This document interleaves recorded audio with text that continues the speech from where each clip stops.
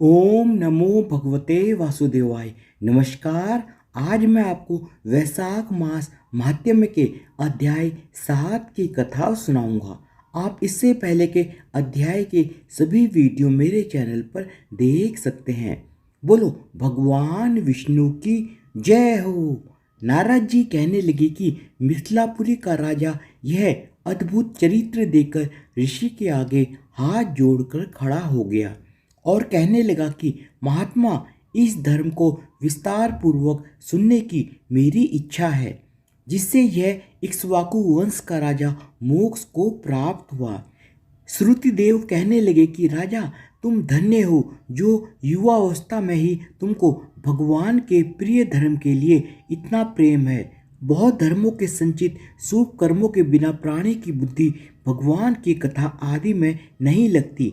इस युवावस्था में इतना बड़ा राज्य पाकर तुम्हारी ऐसी मति को देखकर मैं तुमको श्रेष्ठ वैष्णव मानता हूँ।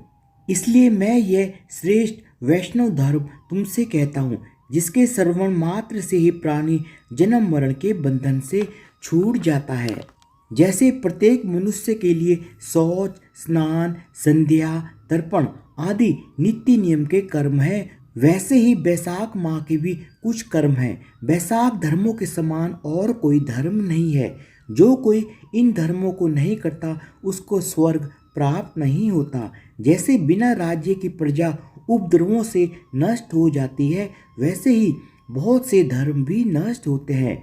बैसाख मास के धर्म जैसे जल का घड़ा देना, प्याऊ लगाना, मार्ग में छाया करना, जूता, कड़ाऊ, छतरी तथा पंखा का दान करना, भ्रम को दूर करने वाले गोरस का दान, बावड़ी, कुआं, तालाब तथा धर्मशाला आदि बनवाना, नारियल, ईख, कपूर और कस्तूरी आदि दान करना, चंदन आदि सुगंधित द्रव्य, सैया, खाट, आम और दूसरे फल पुष्प, सायंकाल समय शरबत, पूर्णिमा के दिन सब तरह के अन्नदान का दान करना, चैत्र की अमावस्या को करील का दान करना, सूर्योदय से पहले प्रतिदिन स्नान करना, भगवान का पूजन करना, कथा सुनना, गौओं को घास डालना, ब्राह्मणों के चरण धोना, गुड़, सौंठ, आंवले का दान, यात्रियों की सेवा।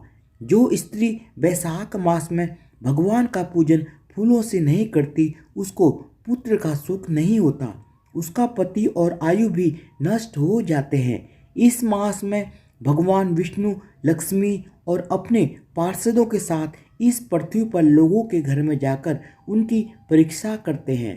जो भी इन दिनों उनका पूजन नहीं करता वह रौरवादी नरक में पड़ता है और फिर 5 बार राक्षस योनि को पाता है।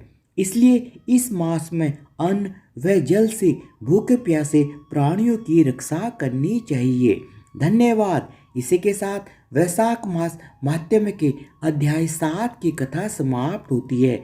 आप इससे पहले के अध्याय 6 तक के सभी वीडियो मेरे चैनल पर देख सकते हैं। धन्यवाद। बोलो भगवान विष्णु की जय हो।